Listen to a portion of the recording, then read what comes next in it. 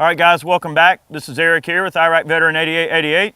I've got a special guest with me today, Tim from Military Arms Channel. Hey, guys. You've probably seen him here and there. We're going to be doing a little bit of a revisit here on the old 1878 Swiss Vetterli. Chad, listen to me, Chad. This is not Chad, this is Tim. Tim is a very big fan of Swiss rifles, just like myself. And, we have a centerfire converted Vetterli here that we thought we'd come out and have some fun with. We've got some ammo I happen to have loaded up already. So this is a gun that not a lot of people get to shoot often. We have already done a video on this rifle, but it was a long time ago. And I figure since we got the newer cameras, let's have a little bit of fun, get Tim on the gun. And this was literally one of Switzerland's first repeating rifles.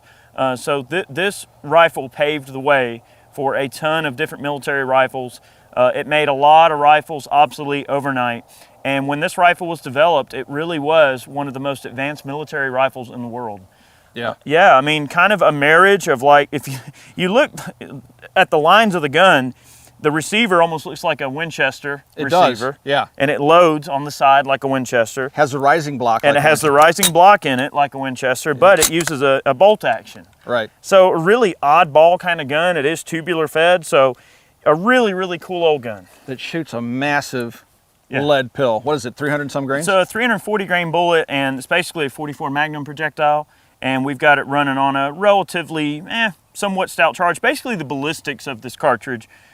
It's essentially like shooting a 44 Magnum out of a rifle. Wow. Sort of.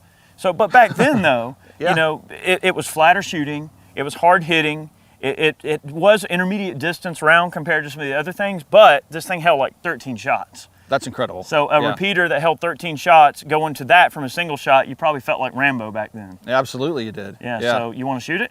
I absolutely want to shoot it. Let's do it. Let's get Tim behind this thing. So here we go, guys. I'm going to shoot the Vetterli for the first time. What's interesting is the fact that it uses an 8mm Lebel cartridge. This is what Eric repurposes and turns it into the cartridge that's necessary to fire this old girl.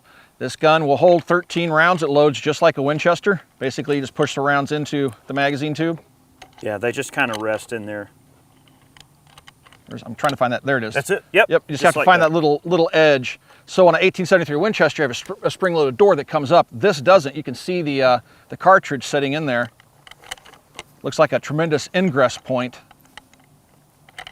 But this thing really, really does look an awful lot like a 73 Winchester, just with a bolt action.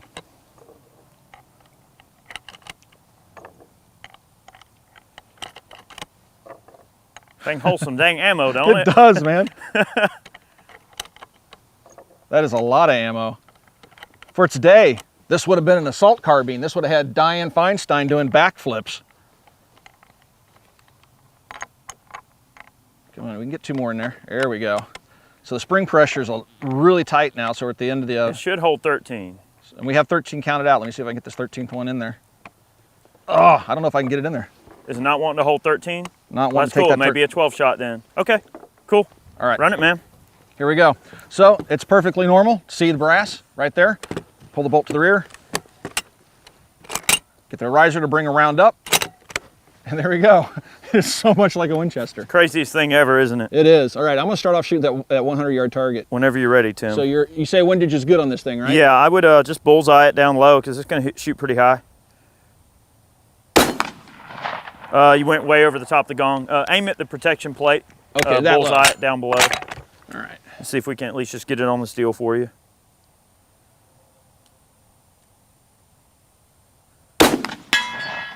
Do that again. Yeah, I have to aim quite low.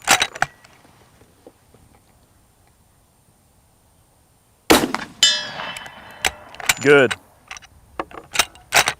So you do have to pull that bolt back, guys. Make sure you see that riser come up, because if it does it and you close it, you don't have a round in the chamber.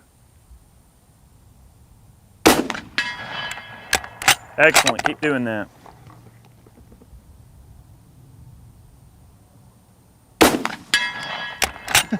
That thing hits with some authority, man. It sure does. Authority.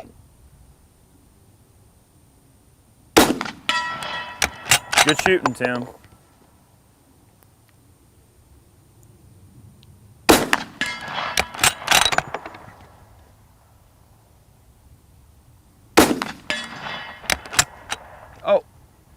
The rim popped off the extractor there. Yeah, it happens. It happens every once in a while. It's old. There we go. We'll give her a mulligan. There we go. Yeah, give her a mulligan. It's kind of nice. It has this little finger rest right here underneath the trigger guard, so you can shoot it kind of like in a competition style. So it actually feels pretty good.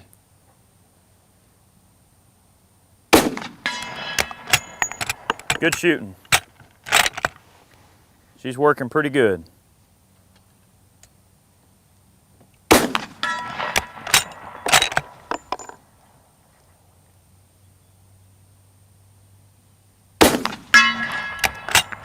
You're putting them into about 4 inches.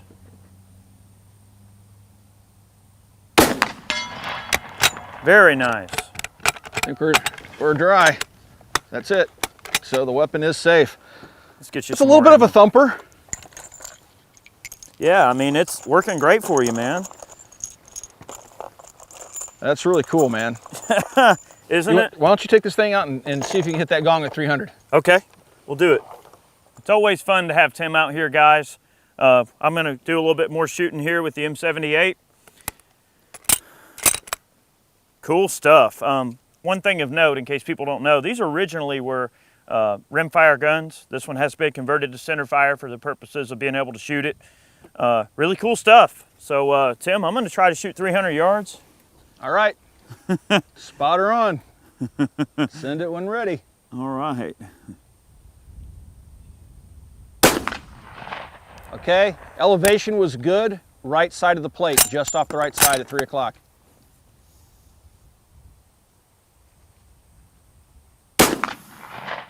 Okay, hit.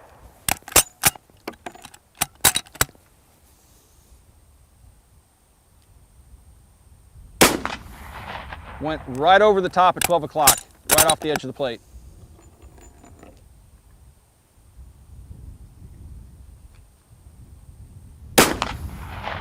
Okay, got a hit.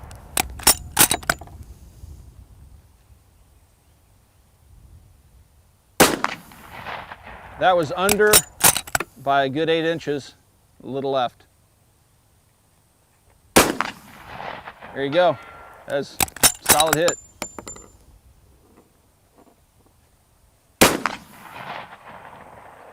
I don't know where that one went, saw no impact. This gun is insane, man. It's so much fun to shoot. Okay, hit.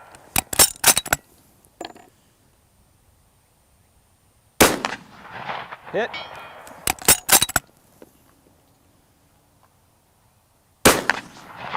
Hit again.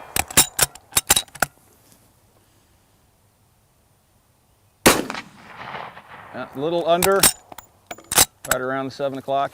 It's one of those guns that you can shoot all week, right? Yeah, it'll wear you out. Oh, they hit way low. Yeah, that fell way short. That's strange. Very cool. That's it, all out. Tell you what, why don't you try 300, Tim? I'm gonna move out of your way here. All right, Tim. All right. See if we can get you in there, man. All right. I have one extra round there. The thing has 0 recoil. All right. Whenever you're ready, man. All right, here we go. All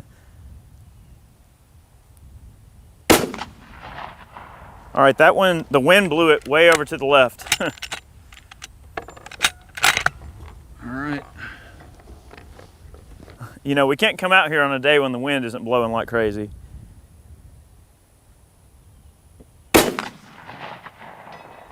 You hit the 8-inch popper on the right. That's what's funny is that's kind of what I was aiming at for the wind. Well, you couldn't do that again. An 8-inch circle at 300 yards, not bad. Oh, just over the top. All right. You're aiming at that plate, aren't you? Now I'm back on the plate. All right, go ahead.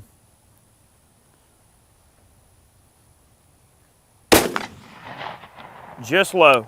Just low. Pretty good windage. All right. Good shot. You're in there. Keep doing that. Perfect elevation, pretty good windage. Over the right edge. Just off the right edge of the plate. This is kind of a long way. Things are dropping like a rock. Whoa! That's one of those rounds like yours that just dropped real short for no reason. Yeah, that's weird.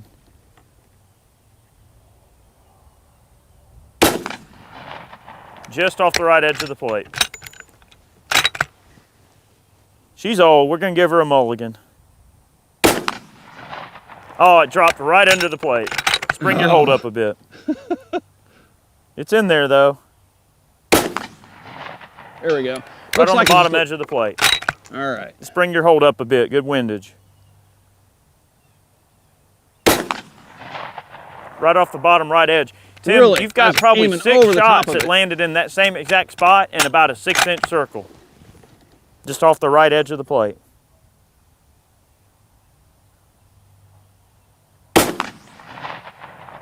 Went right under it. Yep. All right. Huh. Yeah, that's kind of weird. That one round went way low left, like dug in. You shot that one round that fell short by like 100 yards. that wasn't shooter error. It was just an opportunity, you know, to check out a cool old gun. I mean, they're not for everybody. You know, it's it's an oddball cartridge. It's an oddball gun. You know, it kind of requires a little bit of sort of playing around to get it right, and yeah, it's just one of those pieces of like military history that not a lot of people get to play with. So was this originally a black powder charge then? Oh yeah. Yep. Yeah, So- we're using smokeless, so it's Yep. just kind of like a, you know, reduced smokeless load, which is certainly fine. Guys, thanks for watching today's video. We really appreciate it. This was just meant to be kind of a quick revisit on Vetterli. We had Tim down, thought we'd have some fun. We're just out shooting and have a little bit of fun today. We really appreciate all the support that we get from you guys. Y'all were awesome. Thanks for supporting our channels, whether you support us on Patreon. I know a lot of you guys buy shirts over on Forge from Freedom. Y'all are great, and we really appreciate the collective support that y'all give to Tim and I. You know, in case you guys don't know who Tim is, Tim from Military Arms Channel. I know you guys probably heard about that little channel over there. You know, Tim. No, Mac. You know, we've been at it a long time, Yeah. the both of us. So it's always great to have you down. And anytime we can get a hold of some old war horses and play with them is always a good day. That's what this week's been all about, man. Is playing with these old war horses. Yeah, man. It's been a lot of fun. I really appreciate you having me out, man. Oh, I appreciate you hanging out. We're going to be doing a lot more videos, Tim and I. Make sure you go over to his channel and check out his video on the 1889 Schmidt-Rubin, which we also filmed today. So look for his video, and then his video will point back to my rifle as well. So They kind of go hand in hand. yeah, absolutely. So guys, thanks for watching. Make sure you go over there and subscribe to Tim, and we'll see you soon.